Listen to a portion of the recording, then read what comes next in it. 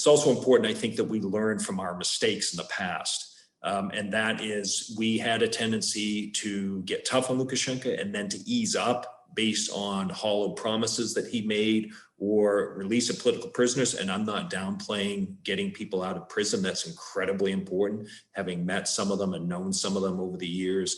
But we then fell into a trap where Lukashenko would play the West and Russia off of each other, and we would then buddy up to Lukashenko, including just a little over a year ago when then Secretary of State Mike Pompeo made a terribly poorly timed visit to Minsk and is seen in videos smiling, yucking it up with Lukashenko. That was a terrible idea for him to go. And I hope a Secretary of State or anyone at any official level never goes to Minsk and shakes hands with Lukashenko again. We have to realize that as long as Lukashenko is in power, there is no hope for Belarus to become a democratic country.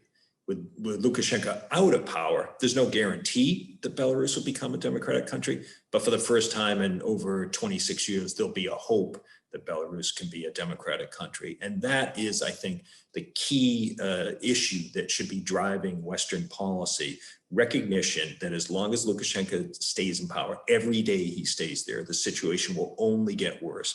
We have to recognize that his ability to stay in power relies solely on the use of force. He has no support. He lost the election last August, even though he controlled virtually all the means to conduct the election, and he still lost and yet tried to steal the election. And the people of Belarus simply said, enough is enough.